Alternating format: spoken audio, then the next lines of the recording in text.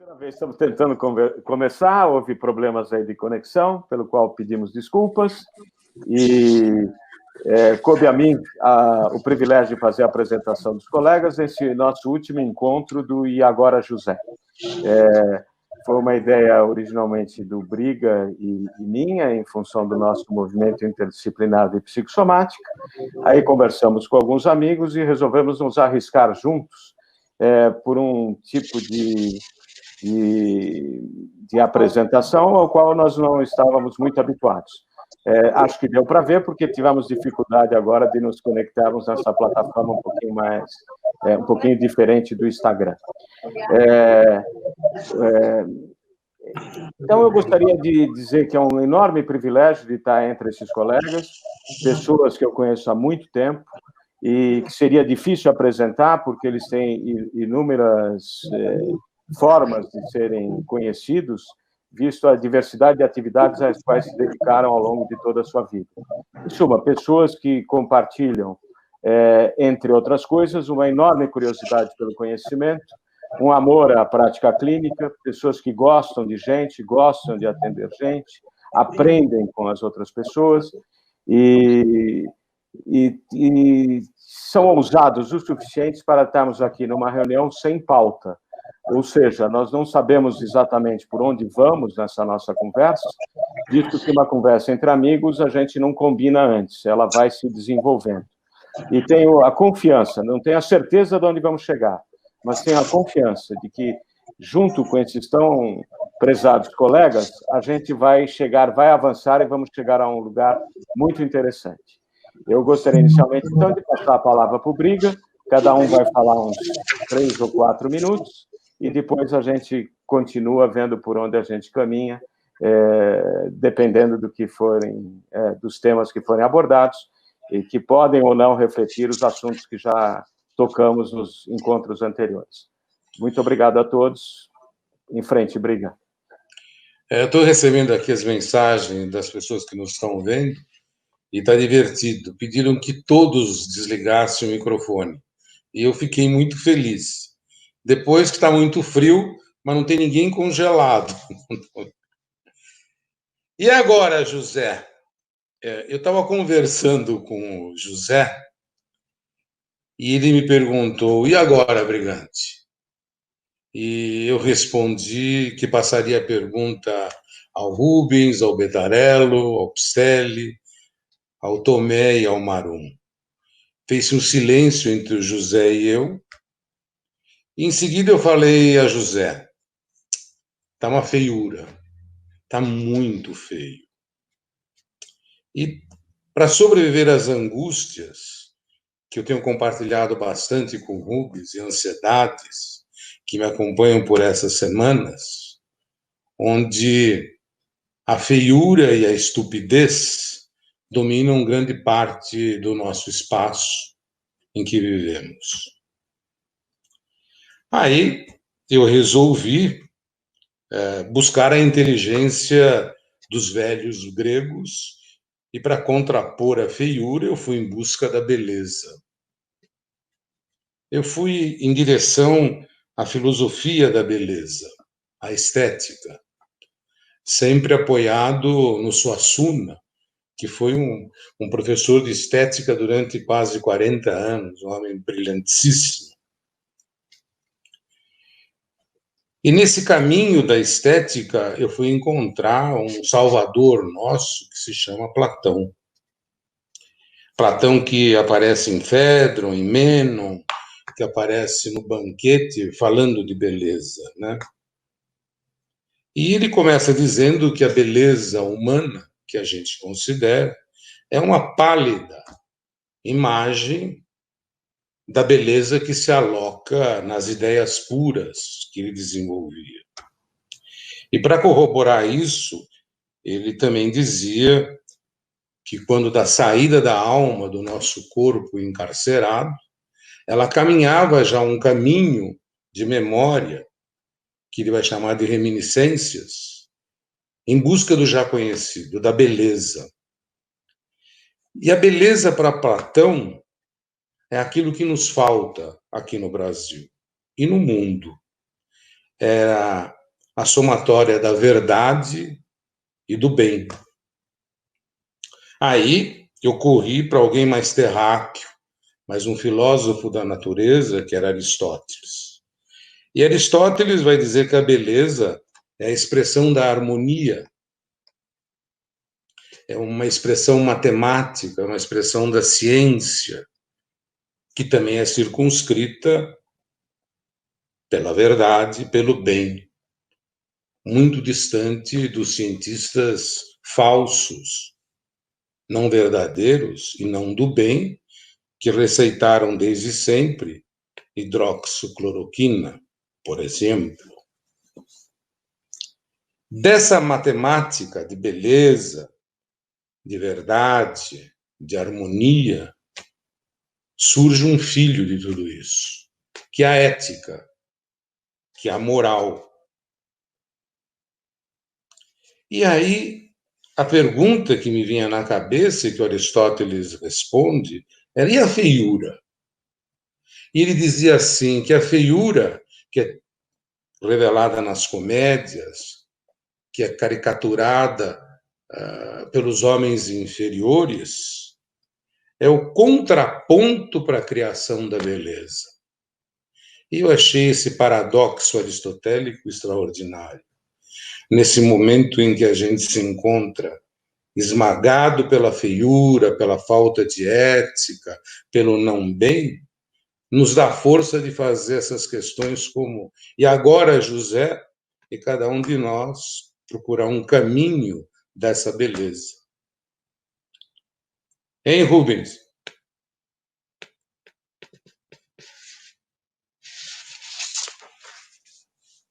Rubens, está com você a bola agora. Não, é que o microfone estava desligado. Estão me escutando agora? Estão me escutando? Alô? Estão me escutando?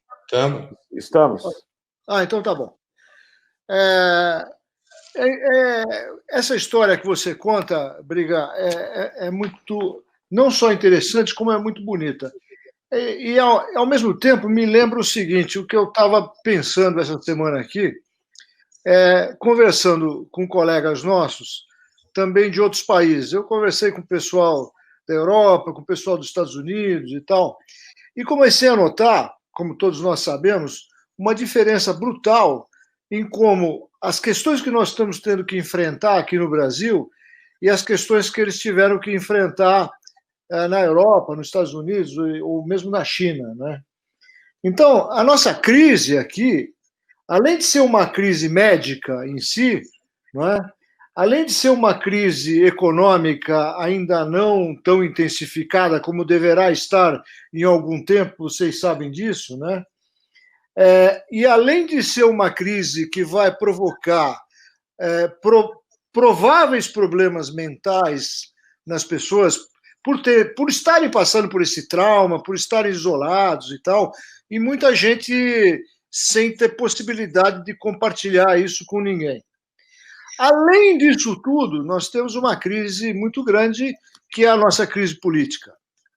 Ou seja, aqui no Brasil, a crise política social, que no Brasil é um país que abriga pessoas de diferentes níveis sociais, a gente sabe claramente isso, e sabemos que nós mesmos somos privilegiados dentro da maioria que existe dentro do país. Então, em vez de enfrentar 3 crises, como se enfrenta em países um pouco mais desenvolvidos que o nosso, enfrentamos 4 crises.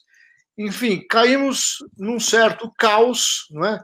Que confunde ainda mais a população, que deixa a população, por exemplo, com fobias, com medos muito mais intensificados e de uma variedade muito maior do que em outros países. Essa é a minha preocupação maior nesse momento, não é? Como é que, daqui para frente, nós vamos poder lidar com as consequências disso que estamos vivendo agora? E as consequências, aparentemente, serão mais graves do que a gente imagina, não é? O que vai demandar, não é,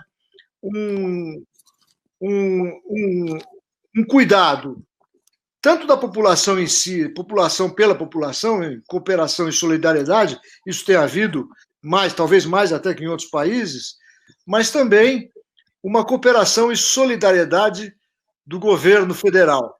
Isso a gente não sabe o que vai acontecer. Então, a minha angústia, nesse momento, passa muito por esses 4 aspectos importantes. A política, a medicina, como é que a medicina vai lidar com isso tudo, né?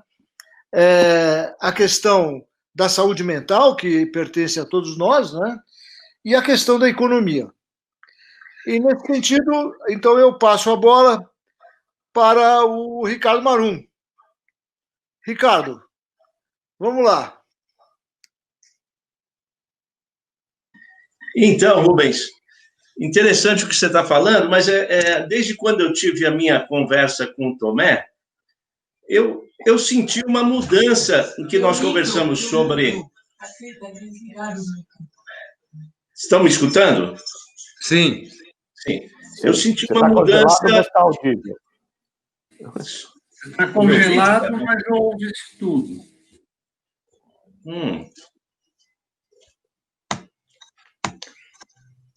Bem, vou falando. Não sei o que está acontecendo, mas o que eu percebo, eu não sei. Por exemplo, o que o Bettarello falou é que nós, entre outras coisas, que nós somos todos curiosos, né? E esse momento, o Briga falou de uma questão ética, da beleza. Então, eu vejo que há mesmo muita beleza do momento que estamos vivendo. Por quê? Porque a gente pode observar o que é viver uma pandemia e raciocinar sobre ela, sobre o que está acontecendo, sobre como as coisas mudam, a mídia, como se comporta, as divisões entre as opiniões médicas, né? Eu acho que é um grande caldeirão de ideias para nós raciocinarmos sobre elas, né? E eu não, por exemplo, olha o que está acontecendo aqui no Brasil esses dias. A Bolsa está subindo, parece que há um certo otimismo, um otimismo na área econômica, o dólar caindo. Eu também vejo com mais otimismo, porque quando eu conversei com o Tomé, a gente falou muito sobre a situação de estresse, de angústia, do que poderia estar acontecendo pela incerteza, mas é bom a gente lembrar que, do ponto de vista do atendimento médico nos hospitais, para quem fica doente, grave, acho que já há protocolos muito mais sofisticados e elaborados e que estão dando resultados bons em relação ao começo, do que não se conhecia direito, mecanismos fisiopatológicos do SARS-CoV, do Covid-19, né? Então, mais aí uma visão que eu vejo que é importante a gente ter é claro que, do ponto de vista da saúde pública geral, eu, particularmente, gostaria que nós tivéssemos uma política de tratamento precoce, que, inclusive, em relação a isso, com todo o cuidado, com toda a responsabilidade, mas os médicos se dividem entre aqueles que acreditam que as drogas que já existem têm algum efeito antiviral, as drogas antigas, né, somadas ou não, suficiente para que a doença seja abrandada, que talvez nós tivéssemos menos casos graves e a gente não sobrecarregaria o sistema de saúde. Outros acreditam que não, que eventualmente não vale a pena tratar sem saber quem vai ficar grave. Né? Eu acho uma divisão muito grande e no meio dessa briga entram, inclusive, publicações em revistas que normalmente nós podemos confiar plenamente, e aí, de repente, publicações estranhas, com dados esquisitos e questionáveis de grandes revistas. Então, acho muito curioso a gente poder viver esse momento e passo a bola para o Pistelli, para ele. Olá, eu agradeço Primeiro, essa oportunidade de nós estarmos juntos de um modo saudável, né? Expondo nossos pontos de vista de uma maneira pessoal e adquirindo o conhecimento de todos nós e melhorando o nosso aspecto pessoal e profissional. Eu considero que a nossa vida hoje, perante o paciente, perante a entidade hospitalar, ela é uma situação, é um momento de muito valor. É toda uma crise internacional, uma crise nacional, é uma crise familiar e, inclusive, uma crise pessoal. Nós não temos, nenhum de nós tem ideia, por maior conhecimento que tenha, do que vai acontecer no futuro muito próximo.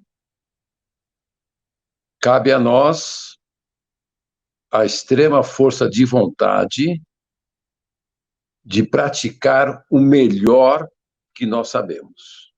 Dar o exemplo para as pessoas que não tiveram a nossa oportunidade. Tanto na família, como nos colegas, como nos formandos, porque mesmo a medicina, ela está evoluindo para uma situação de extrema sensibilidade. Embora existam todos esses protocolos de tratamento, de síndrome viral, essa pesquisa de laboratórios, a Big Pharma, você não sabe se está querendo auferir lucros financeiros ou quer o interesse da população do mundo. Embora tudo isso exista, a medicina ela tem uma evolução que é ininterrupta. Se nós usarmos as armas que nós criamos até o momento, Pettarello falou do tempo que nós nos conhecemos. Há quanto tempo que nós observamos o mundo? Há quanto tempo eu olho para o olhar de vocês, eu observo as fisionomias para auferir conhecimento? Hoje eu me sinto milionário na experiência com o ser humano. E ainda continuo aprendendo a cada dia. E faço questão de praticar os mínimos atos com o maior talento, expondo exatamente aquilo que eu gostaria que os outros fizessem, os mais novos, né? As pessoas que me acompanham também me ensinam. Eu também escuto as dificuldades que todos nós temos. Os mais novos têm dificuldades, dúvidas, incertezas, que nós podemos dirimir com uma sentença. E eles, pela pujança da juventude, podem nos ajudar, oferindo uma amizade, um coleguismo. E o paciente? Esse é o nosso objetivo. Eu sempre penso, quando eu encaro um paciente que confia no meu encontro, eu sempre encaro e idealizo que nós dois, ele e eu, jogamos no mesmo time. Eu não fico do outro lado, debruçando conhecimento e impondo condutas. Eu o convido para participar do jogo comigo. Lutamos juntos contra o mal que ele apresenta. Aí a minha vida, ela fica feliz, ela se enaltece. E eu continuo a minha estrada, aprendendo e desfrutando essa maravilha que é o nosso universo.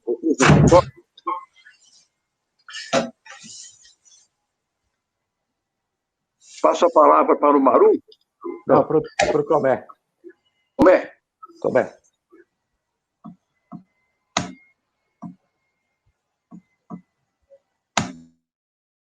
Você, Tomé.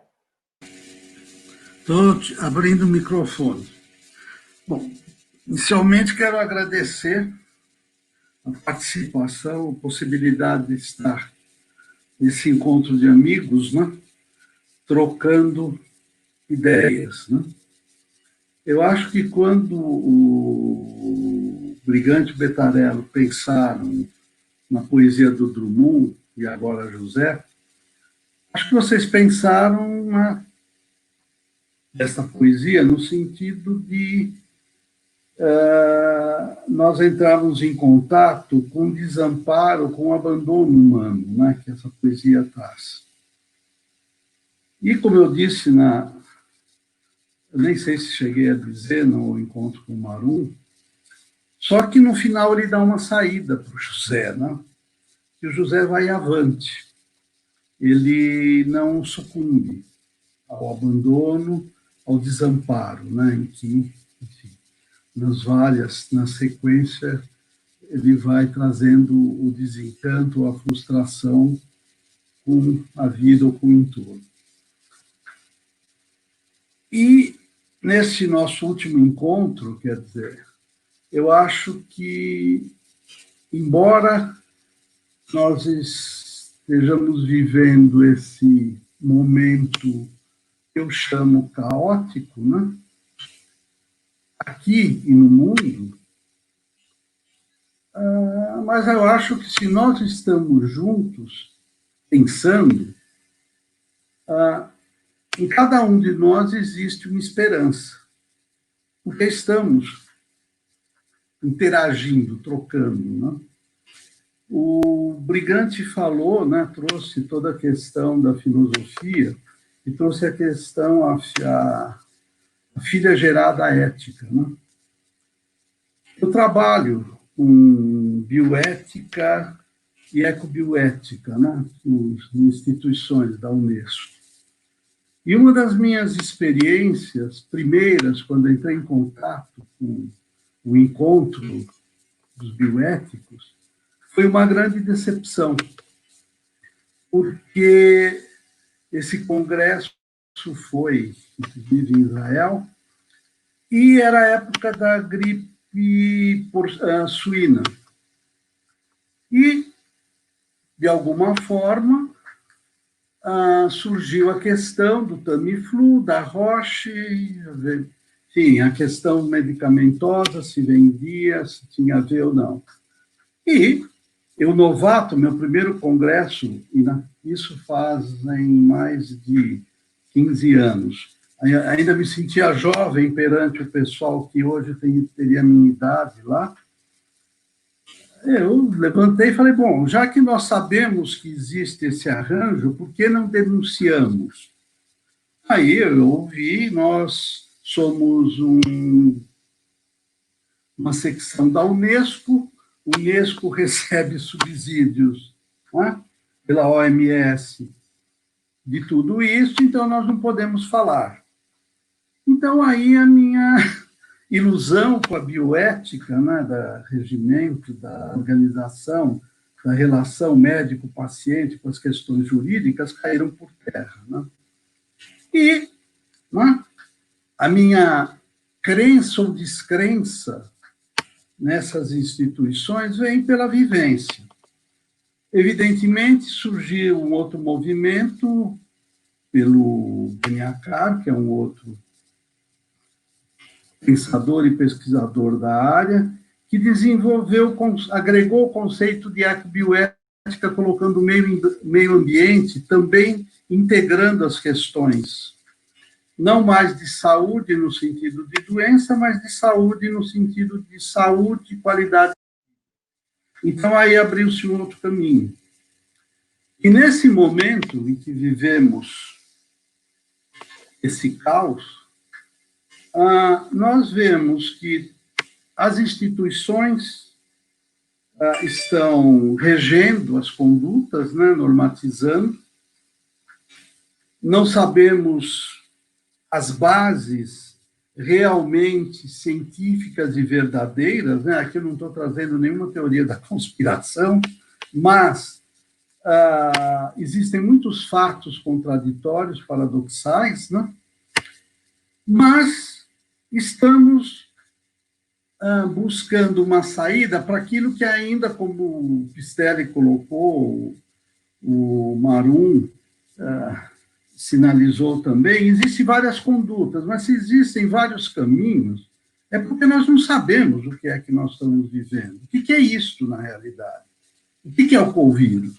O que é? De onde veio? Para onde vai? Como começa? Como termina? Se ele volta, não volta? Tudo isso é o grande pano de fundo negro, que eu chamo a caixa negra, a caixa preta. E é isso que nós estamos vivendo. E temos aí, né, várias condutas, normas, condutas clínicas, medicamentos, sou contra, sou a favor, e vamos. Essa é a questão da pandemia. Só que a pandemia, com as condutas desenvolvidas, levou, obviamente, ao isolamento, distanciamento social. Isto leva a uma questão socioeconômica, né? Evidentemente, o mundo parou, o planeta parou. Interessante, só um adendo, eu vi as fotografias que foi lançada no espaço, da nossa Terra, né? Eu achei interessante, né? Vendo do espaço e a Via Láctea, no fundo, eu falei, e aqui está o planeta parado nesta confusão. Mas só retornando, né? Quando, então, nós entramos em contato com todos esses processos, temos aqui na nossa terra nativa uma crise política que vai de A a Z. Eu acho que são todos loucos, né? Cada um buscando o seu quinhão nesse momento, querendo se aproveitar desta situação. Então, o abandono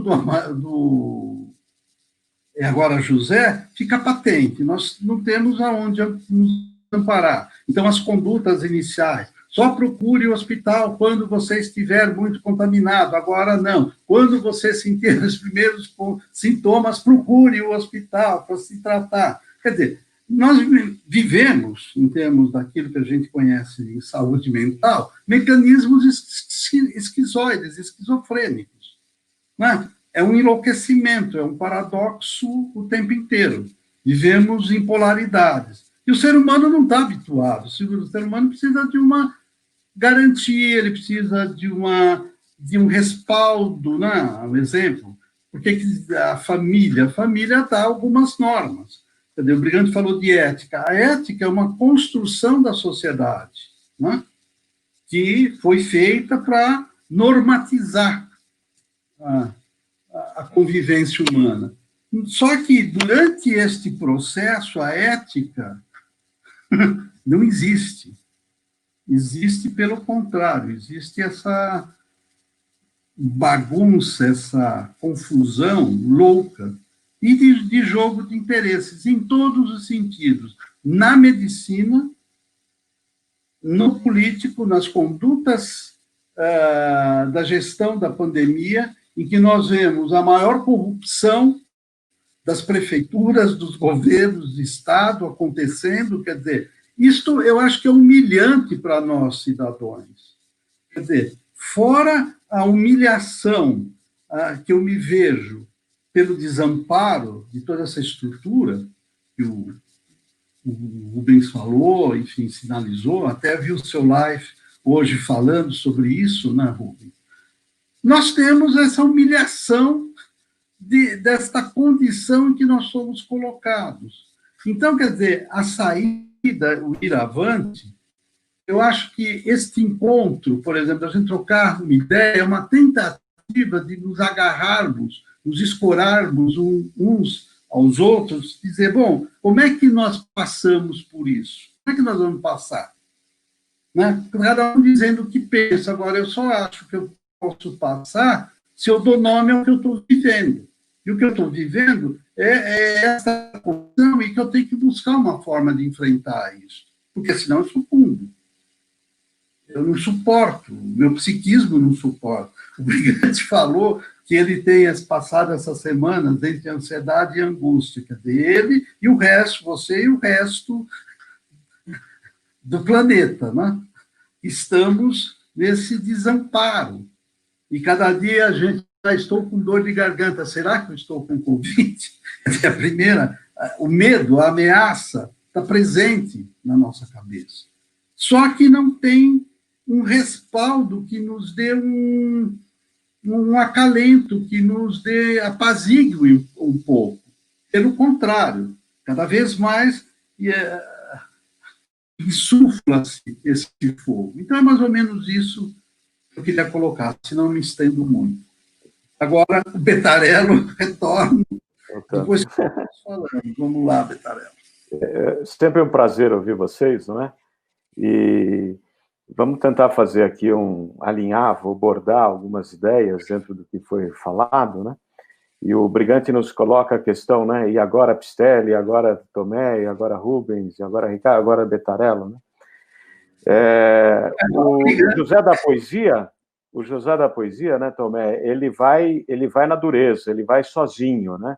Ele vai porque ele está acostumado aí, ele tem fibra.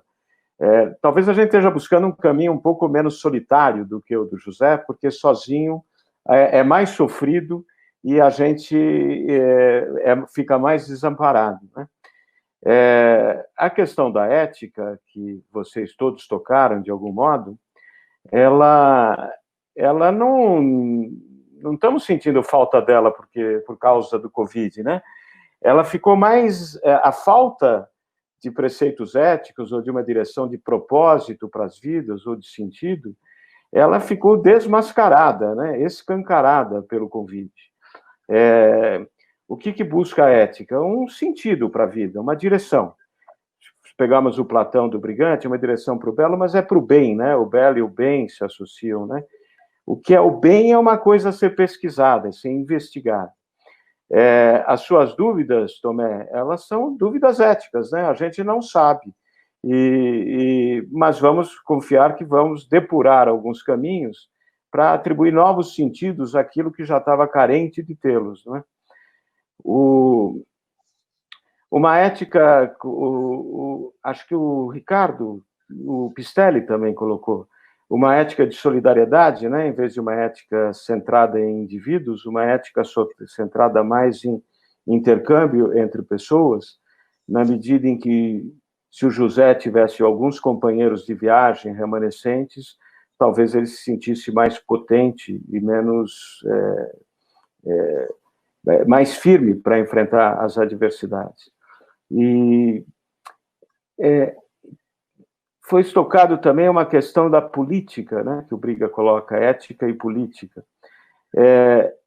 Eu diria que as duas coisas são mais ou menos complementares, né, porque se uma ética pressupõe a solidariedade, pelo menos pressupõe um cuidado pelos demais, um respeito e até uma atribuição de valor às ideias que nos são divergentes, porque com elas também a gente pode se aprimorar, pode rever certas posições, podemos crescer, podemos nos desenvolver.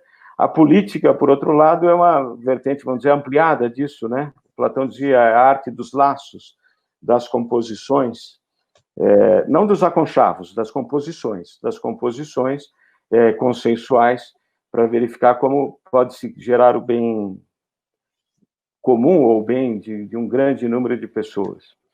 Então, eu acho que essas questões que o Covid coloca na linha de frente, elas já estavam aí. E também coloca em xeque também o que é ciência, né? Porque essa ciência que estava... Eu sigo a ciência, né? Bom, se os cientistas têm tanta dificuldade de descobrir qual é a verdade, não deve ser alguma coisa que Deus já deu de bate-pronto para nós, né? Quantas vezes a gente tem que enfrentar dúvidas e desafios, e não é com Covid, ao longo das nossas práticas clínicas, e que demanda, além de um conhecimento técnico, uma avaliação, uma ponderação de qual é o sentido da vida, do que vale a pena ser vivido, o quanto vale introduzir uma medicação ou um tratamento que, às vezes, tira a dignidade da própria vida. E esse desafio a gente nunca toma sozinho. Esse desafio a gente compartilha com os colegas, com os amigos e com os clientes.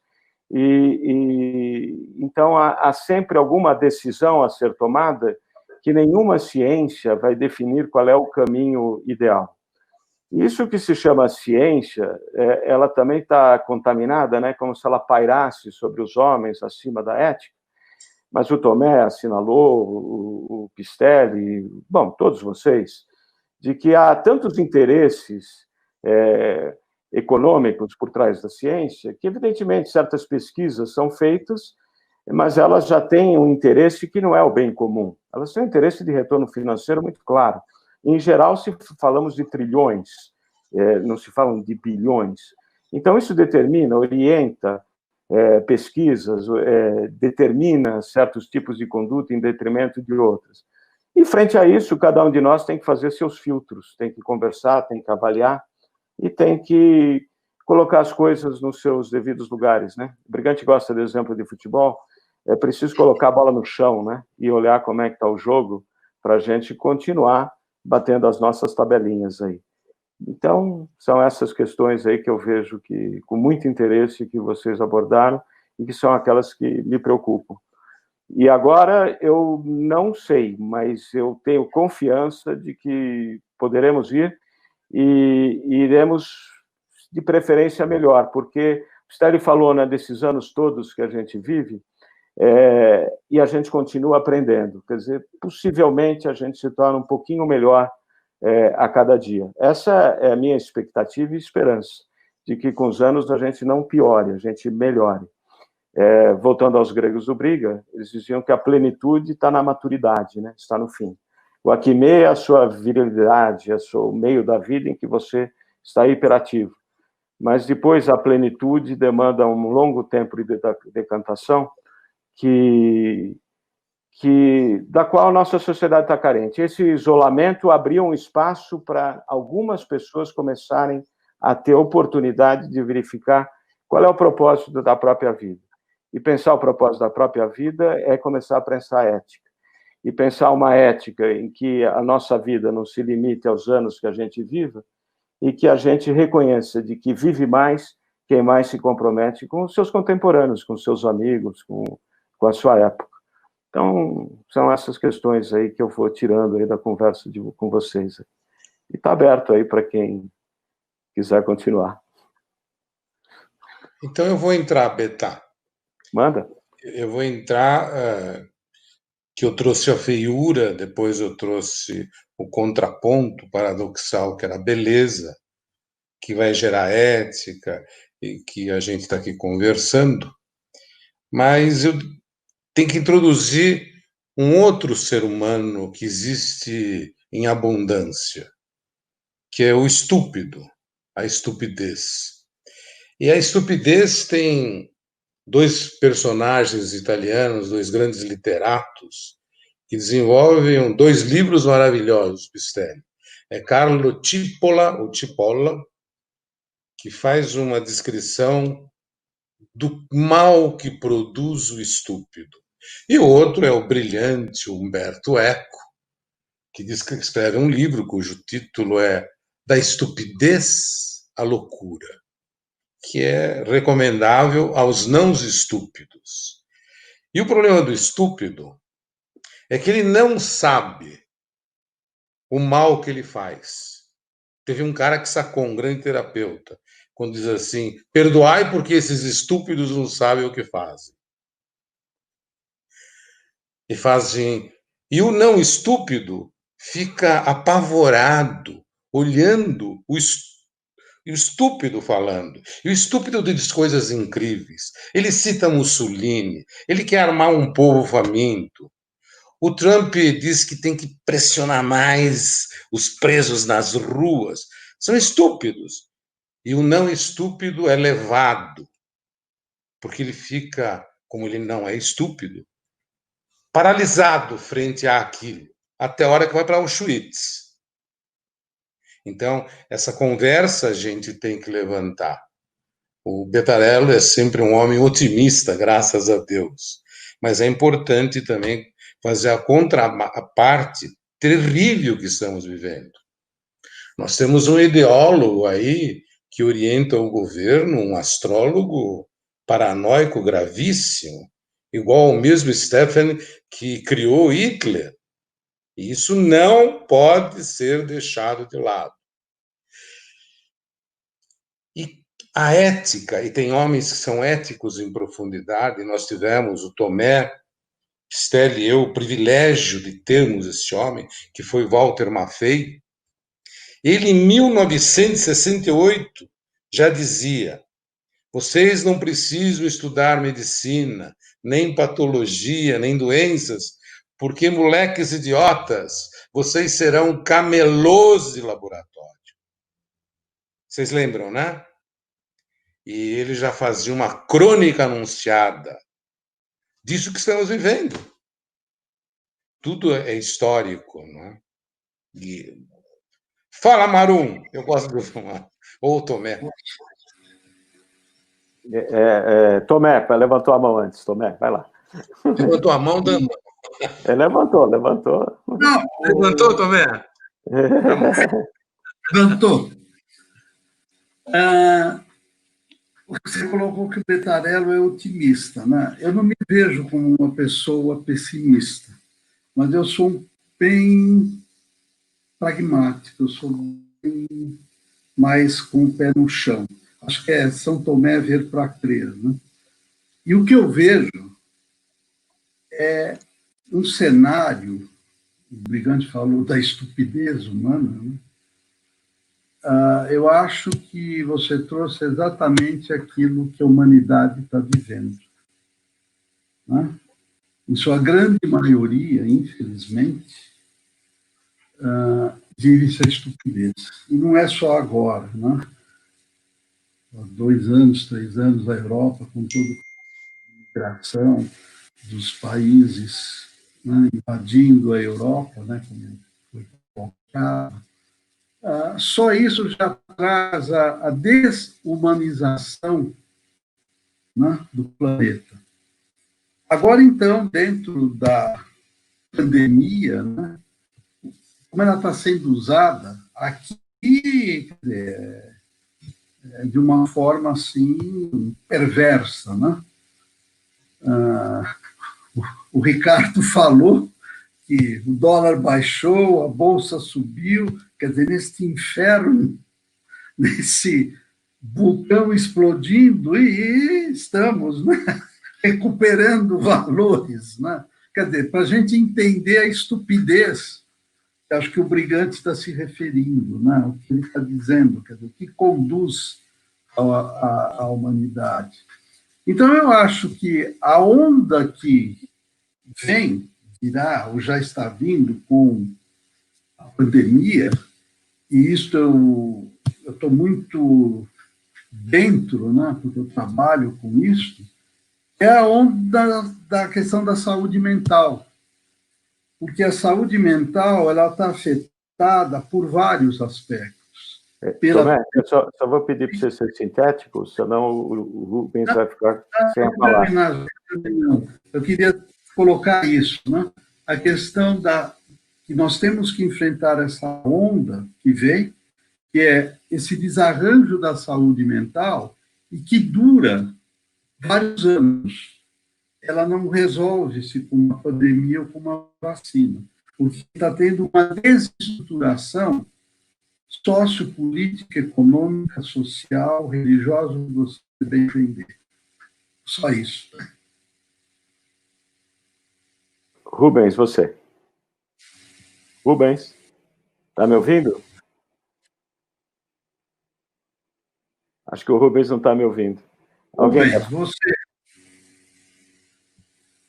Acho que o Rubens está fora. Vamos indo nós. Posso falar? Quer falar, Pistelli? Vai. Vocês falaram tanto de idiotas, estúpidos e tal. Eu me lembrei de uma história que eu vi uma vez dois matemáticos que estavam numa praça em Moscou, nas vésperas da Primeira Guerra Mundial, 1914, e estavam dialogando sobre projetos filosóficos da experiência de cada um, quando passa na praça um caminhão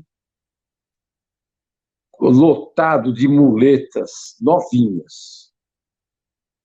Então, um perguntou ao outro, o que é isso? Ele falou assim, as muletas para a guerra. Mas para quê? Para os que serão mutilados. Aí o outro pergunta, mas então por que vamos fazer a guerra? Não vamos mutilar, não vamos fazer as muletas. Então você vê que a estupidez já é uma coisa crônica, entendeu? O cara faz a guerra esperando mutilar o cara, já faz a muleta e nem começou a guerra ainda. Então isso é uma coisa que é própria do ser humano. O estúpido, ele sempre existiu.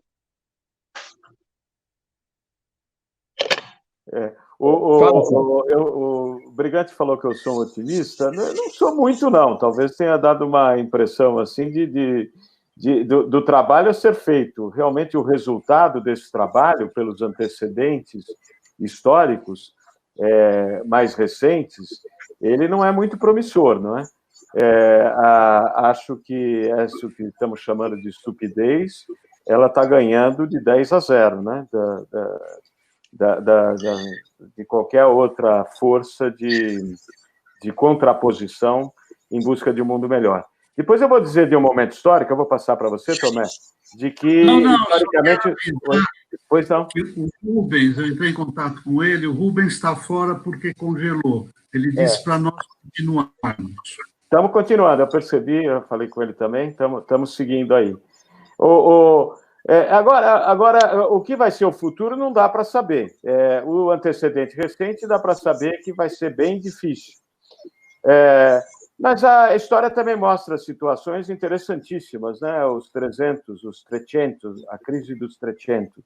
Metade da população europeia foi dizimada, não estou dizendo que isso vai acontecer, é completamente diferente, pela peste. Havia carestia de comida porque o clima mudou, então havia fome. Houve o cisma da igreja, porque tinha 2 ou 3 papas. O papa foi para Avignão, tinha papa em Roma, tinha vários antipapas. Então, havia uma crise religiosa, uma crise alimentar, uma pandemia no ar. O fato é que isso redundou no Renascimento logo a seguir. Então, às vezes, a história nos prega muitas surpresas. Mas, da perspectiva que nós estamos, o futuro próximo é bastante sombrio, eu acho. E o otimismo está de que podemos encontrar amigos para conversar a respeito, encontrar possibilidades regionais de certos tipos de encaminhamento, não é? Quer falar, Tomé? Por falar em otimismo, eu não sei. Todos os amigos psicanalistas do diálogo podem dizer que eu esteja em negação, mas eu já não... ultimamente, eu não tenho mais me sentido assim tão perdido nesse momento, numa situação de caos. Eu não acredito nesse cenário... Tem bons amigos, é por isso também. Manda ver. Claro, com certeza. Mas também, eu não acredito num cenário futuro de repetições, está todo mundo falando, acho que a gente vai se habituar a isso, vão aparecer novas epidemias e não haverá mais um normal. Porque a partir de ontem, a Torre Eiffel ela foi reacendida na Cidade de Luz. E hoje eu vi uma matéria mostrando as pessoas na rua, circulando por Paris, e já sentadas nos cafezinhos, nos bistrôs, comendo e sem máscaras e andando normalmente pelas ruas, numa fase que eu acredito que nós vamos chegar daqui a pouco, né? Talvez agosto, ninguém sabe exatamente, mas eu acho que também, se nós formos submetidos a uma nova epidemia, nós já teremos imunidade psicológica, porque nós já temos uma primeira experiência de epidemia, o que faz uma grande diferença para os mecanismos cerebrais de alerta, né? Coisas que aparecem em experiências com ratos, que você submete o rato a um tipo de estresse por choque, por exemplo, quando você submete a um segundo estresse, ele já reage menos, né? Ele já está mais adaptado. Assim como também a confiança é muito importante, você achar que vai sobreviver e passar pela situação de uma forma muito mais tranquila, né? Não que eu esteja negando todos esses acontecimentos, crises éticas que se acentuam. A França, inclusive, assiste uma batalha terrível lá, vamos dizer, demolição de talentos e de reputações, né? Foi em Marseille que o virologista extremamente conceituado, Didier Raoult, lançou o tratamento com hidroxicloroquina e azitromicina e tratou milhares de pacientes. Foi uma das cidades na França que teve menos problemas com o Covid-19, mas foi acusado de não ter sido extremamente científico, apesar de ele ter publicado centenas de artigos e ser um virologista conhecidíssimo e renomado, né? Então, a par de tudo isso, eu vejo que há um exagero, eu vejo que nós voltaremos, sim, ao normal e não tardará muito. O que você acha? Qualquer um de vocês que queira entrar por aí. Bom, eu entro depois. Quem pega a bola? Eu já peguei. Ricardo, é que será uma pena a gente voltar onde estávamos, né, dessa crise, né? Eu entendo que a vida retorna a um certo tipo, as atividades retornam, mas seria muito bom a gente tirar alguma lição dessa situação, já que por ela passamos, né? O mundo que estava antes da crise não andava bem, né? Você fala da Cidade de Luz, Paris é a Cidade de Luz porque ela ficou luz porque era do iluminismo, não é? Então, é um pouco de razão, um pouco de pensamento, um pouco de reflexão, seria interessante numa sociedade que fica muito desesperada quando entra em crise e talvez fique extremamente aliviada quando sai dela. Então, seria muito interessante a gente tirar lições já que passamos por tudo isso, que a humanidade saísse melhor. Isso eu tenho muitas dúvidas se vai acontecer. Que a gente vai retomar as vidas cotidianas, eu acho que é uma questão de tempo e já está, em boa parte do mundo, isso está acontecendo. Tomé, Briga, vocês querem falar?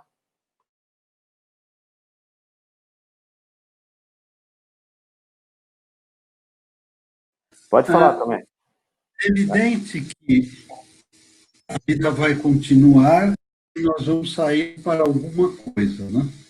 Mas o que eu não posso deixar de pensar é que nesse processo, nesse processamento que nós vamos viver, nós vamos carregar sequelas muito sérias, porque o mundo contemporâneo nunca passou por isso, o mundo contemporâneo nunca parou.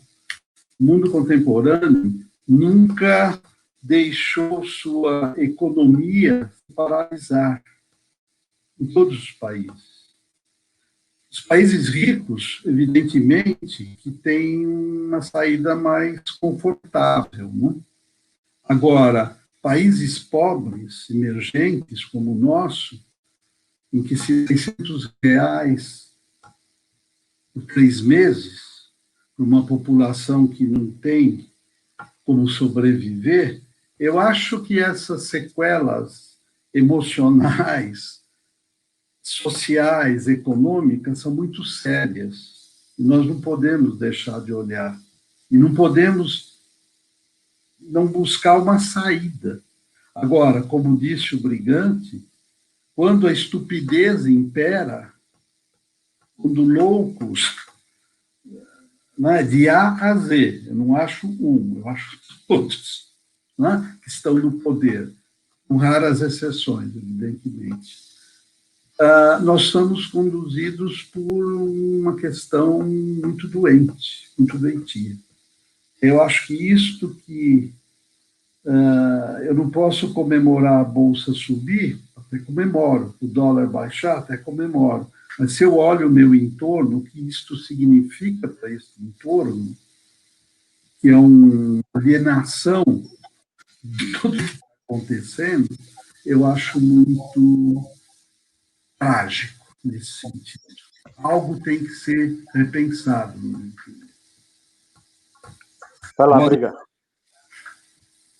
Bom, eu acho que já estamos conversando no tempo, né, que estipulamos, 1 hora, e foi agradável ouvir os colegas, e a gente percebe que o E Agora José tem que produzir uma segunda edição para a gente continuar a necessidade dessas conversas, desses debates, a troca, a universidade, a unidade da diversidade é extraordinária.